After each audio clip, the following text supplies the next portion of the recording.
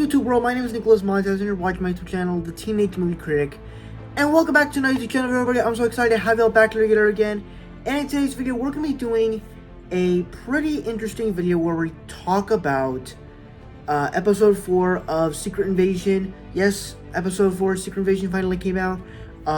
You know, I wasn't the biggest fan of last week's episode just because of the length of it, plus there are some things that did kind of bother me about it. And then, you know, because, you know, the first 2 episodes, really good. Never really had any issues, just minor details about it. And we get to this episode, and here are my thoughts.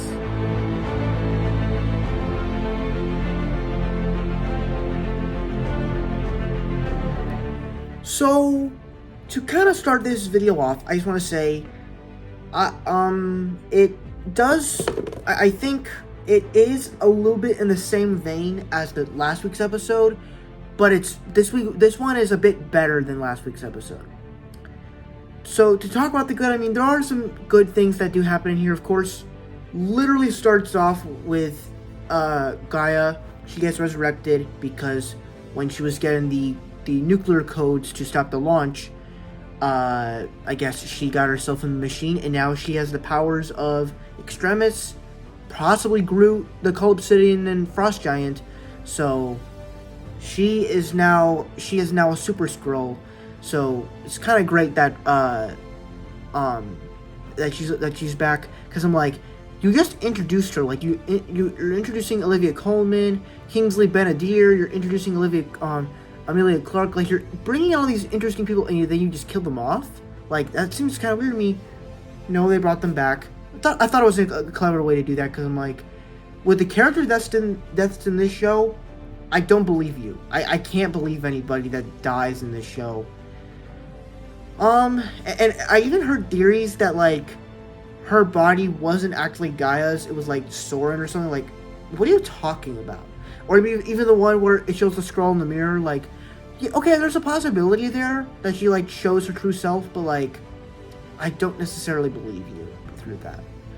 I think another great aspect about this episode is just the development of Nick Fury and Vara's relationship, where I honestly love that each episode kind of keeps doing these. Ever since episode 2, they've been doing these Nick Fury flashbacks. One was 2 years after Captain Marvel. The one in the last week's episode was in 1998 with her and them in New York, and then this one for this week takes place in France. I guess after the first Avengers film, and you get to see Nick Fury in his Avengers suit where he's bald, he has the eye patch, basically in the way he looks now, except what he would look like back in 2014, 2012. And I think what make this is probably the best of the relationship we've seen, and that the relationship keeps getting more developed as they read this book, as they're copying lines back to each other, as they're like, what exactly did you want? I wanted to be loved by the earth.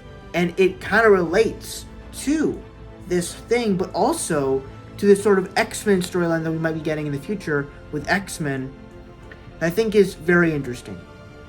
And even through this, they explore something of when we're kind of set you on the edge of your seat, where they're copying the lines that they had in the flashback when they're back at the house, and then they shoot each other, and it just has a moment of silence where it's like, what just happened? Like, did one of them die? Like, what just happened here? And you realize, no, they both missed. So Nick Fury's about to leave, and Vara asks him, would you still love me if I was just me? If I was just my normal self? If I was just looking like a Skrull? And he doesn't necessarily answer. It, like, takes a long pause. He decides to walk off, pauses, and then says, I guess we'll never know. And it creates this conflict as to, like, would he really say yes? Because it's like, it doesn't matter what you look like. You really should just love her for who she is. I mean, would I be freaked out if I was dating an alien and I would love her?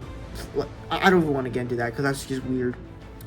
But, you know, a human can't love an alien. It's not possible. I think the other thing about this episode that I liked was it explored more of Talos' character.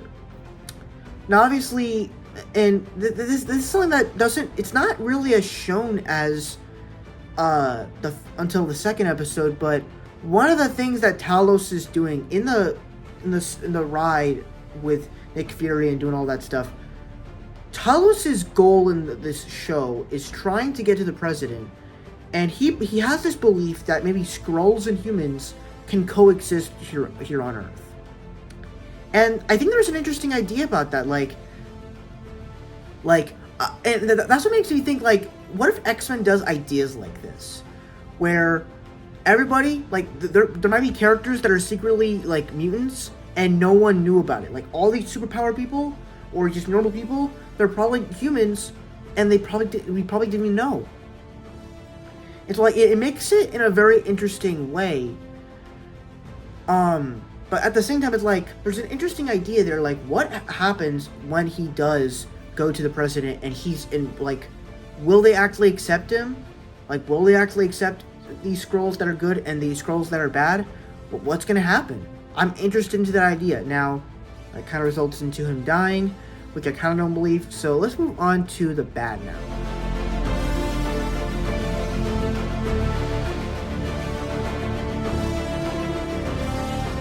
And I think when we get to the problem here, I think the first one is the length. The length of this episode is extremely short. This is obviously the shortest of our episodes, as the first episode was like 55 minutes long, the second episode was like 58 minutes long, the third episode was like 40-something minutes long, and then this one is 38 minutes long. And when I saw that, I'm like, oh man, is this episode going to be bad? Now, obviously, this episode's not bad. It's good, but it's not great. I think another thing is, I don't know if I believe Talos is dead. I have an interesting theory, though, that I probably should start doing theories more with this series, because there's lots of things we could really speculate from the show. But because Gaia got resurrected because she took in the machine, maybe there's a chance that they could use this machine on Talos to resurrect him. That somehow it isn't just a power gifter, but it can also be a resurrector. And then Talos could be like a super Skrull. Though that probably would create some, like, controversy in, like, the media where people don't like CGI fights and stuff like that, but I don't know, it could be cool. Oh, then also the reveal of Rhodey as a Skrull, it was kind of obvious just because of the last episode where you realize that he called Vara and he was like, I would like to speak to Gravik. And he was like, no, you're talking to me now. It's like, it was so obvious. So obvious. So I think that's really all the issues I have with this episode. Overall, I thought it was solid. But that's my review for episode 4 of Secret Invasion. Before I get my final score, be sure to tell me down below what were your thoughts on episode 4 of Secret Invasion. Did you guys love it? Did you guys hate what I was between? Let me know all your thoughts down in the comment section below. With that said, let's get on my scores.